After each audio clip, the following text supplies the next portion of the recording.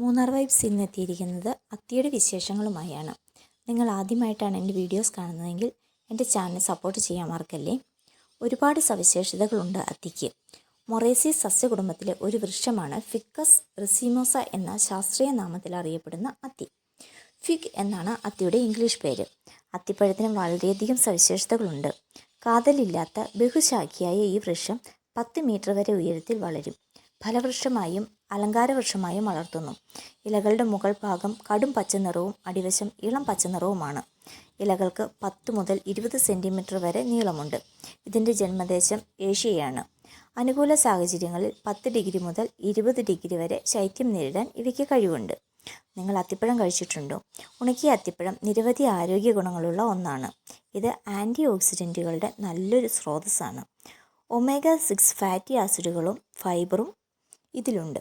കൂടാതെ calcium, magnesium, copper, potassium, vitamin K തുടങ്ങിയ പല പോഷകങ്ങൾ ലഭിക്കാനും അത്തിപ്പഴം കഴിക്കുന്നത് നല്ലതാണ്. മലബന്ധത്തെ പ്രതിരോധിക്കാനും ദഹനം മെച്ചപ്പെടുത്താനും ഫൈബറിൻ്റെ കലവറയായ അത്തിപ്പഴം ഗുണകരമാണ്. കുടലിലെ നല്ല ബാക്ടീരിയകളുടെ വളർച്ചയ്ക്കും ഇത് സഹായിക്കും. ദഹന വ്യവസ്ഥയെ മെച്ചപ്പെടുത്താനും അസിഡിറ്റി, ദഹനക്കേട് തുടങ്ങിയ പ്രശ്നങ്ങളെ പരിഹരിക്കാനും കുടലിൻ്റെ ആരോഗ്യം സംരക്ഷിക്കാനും അത്തിപ്പഴം ഗുണം ചെയ്യും.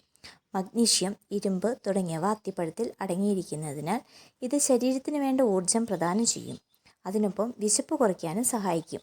അത്തിപ്പഴത്തിൽ പൊട്ടാസ്യം ധാരാളമുണ്ട്. സോഡിയം കുറവാണ്.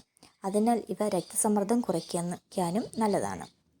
കുതിർത്ത അത്തിപ്പഴം കഴിക്കുന്നത് ചർമ്മത്തിൻ്റെ ആരോഗ്യത്തിന് നല്ലതാണ്. ഇത് ചർമ്മത്തിന് തിളക്കം നൽകുന്നു. ആൻറ്റി ഓക്സിഡൻറ്റുകൾ അടങ്ങിയിരിക്കുന്നതിനാൽ ഹൃദയാരോഗ്യം സംരക്ഷിക്കുന്നു. ഉണക്ക അത്തിപ്പഴത്തിൽ കാൽസ്യം, ഫോസ്ഫറസും അടങ്ങിയിരിക്കുന്നതിനാൽ എല്ലുകളുടെ ആരോഗ്യവും ഇത് മെച്ചപ്പെടുത്തും. ഡ്രൈ ഫ്രൂട്ട്സിലെ ഏറ്റവും പ്രധാനിയാണ് അത്തിപ്പഴം. ഈ വീഡിയോ നിങ്ങൾക്ക് ഇഷ്ടപ്പെട്ടാൽ ഈ അറിവ് പുതിയ ആളുകളിലേക്ക് എത്തിക്കാൻ ഷെയർ ചെയ്യണേ. അതോടൊപ്പം ലൈക്കും സബ്സ്ക്രൈബും കൂടി ചെയ്യാൻ മറക്കല്ലേ. പുതിയൊരു വീഡിയോയുമായി വീണ്ടും കാണാം. നന്ദി.